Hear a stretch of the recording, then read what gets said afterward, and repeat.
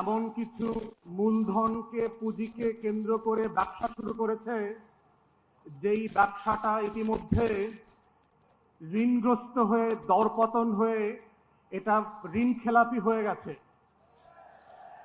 আমরা গত 17 বছর ধরে মুক্তিযুদ্ধ ব্যবসা দেখতে দেখতে ক্লান্ত হয়ে যায় নাই।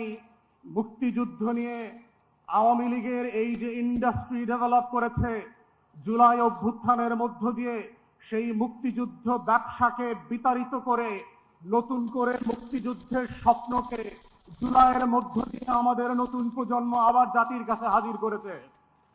কিন্তু আমরা দুঃখজনকভাবে দেখতে পাচ্ছি, যেই পুঁজি, যেই মূলধন বরফের পানির মতো চৈত্রের রোদে ঠাই ঠাই করে পানিতে পরিণত হয়ে গেছে, সেই পুঁজিকে কেন্দ্র করে আবার ৭২-এর সংবিধান ব্যবসায় নেমেছে জাতীয়তাবাদী দল, যার রাজনীতি, যার আদর্শ শহীদ জিয়ার পলিটিক্যাল প্রেমিসিস কোনো কিছুর সাথে এই ৭২-এর সংবিধান যায় না। এবং যায় না বলে দেখেন আপনারা কিভাবে আগুন নিয়ে খেলছেন। মান্যবর সাবেক প্রধানমন্ত্রী, বিতাড়িত প্রধানমন্ত্রী, উনি অন রেকর্ড ভিডিওতে বলেছেন যে উনি পদত্যাগ করেন নাই। ওনার এমপি চুপ্পু সে বলেছে তিনি কোনো পদত্যাগপত্র পান নাই। তাহলে ৭২-এর সংবিধান মোতাবেক, ২৪-এর ডামি নির্বাচন মোতাবেক যেই প্রধানমন্ত্রী পদত্যাগ করেন নাই আর যার কাছে পদত্যাগপত্র দেওয়া হয়েছিল তিনি পান নাই, তিনি এখনো ৭২-এর সংবিধান মোতাবেক বাংলাদেশের প্রধানমন্ত্রী। তাহলে আজকে যারা ৭২-এর সংবিধান নিয়ে খেলছেন, আপনাদেরকে জিজ্ঞেস করতে হবে নিজেদেরকে, বাংলাদেশে কি আজকে দুটো সংসদ আছে? বাংলাদেশে কি আজকে দুজন প্রধানমন্ত্রী আছে? একজন বিতাড়িত হয়েছেন আর একজন বিতাড়িত হওয়া প্রধানমন্ত্রীর চেয়ারে বসে আছেন।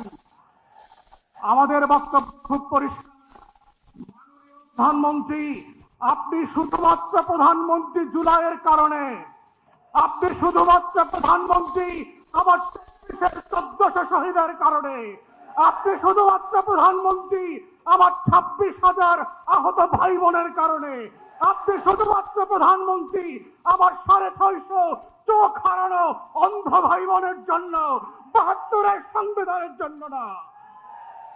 আজকে যারা ৭২-এর সংবিধান নিয়ে খেলছেন তারা আপনাদের ইতিহাস ভুলে যাবেন না।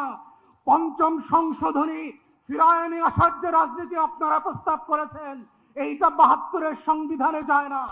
৭২-এর সংবিধান মোতাবেক শেখ মুজিবুর রহমান এখনো জাতির জনক, এখনো স্বাধীনতার ঘোষক। তাহলে ২৬শে মার্চে স্বাধীনতার ঘোষণাপত্রের দিন আপনারা কেন শেখ মুজিবের কবরে ফুল দিতে গেলেন না? সেই প্রশ্নগুলো আপনাদেরকে করতে হবে। তাই আমরা মনে করিয়ে দিতে চাই, বাংলাদেশে বর্তমান সরকার এবং সংবিধানের একমাত্র ২৪-এর গণ অভ্যুত্থান, ৭২-এর সংবিধান না। তাই এই গণ অভ্যুত্থানকে যদি আগামী দিনের রাজনীতি, বাংলাদেশ রাষ্ট্র বিনির্মাণের রক্ষা কবচ করতে হয়, সেটা শুধুমাত্র জুলাই সনদ অক্ষরে অক্ষরে বাস্তবায়নের মাধ্যমে, গণভোটের গণরায় বাস্তবায়নের মাধ্যমেই সম্ভব। ৭২-এর নাটক দিয়ে সম্ভব হবে না। সবাইকে সেই আহ্বান জানিয়ে আমার বক্তব্য এখানেই শেষ করছি। আসসালামু আলাইকুম।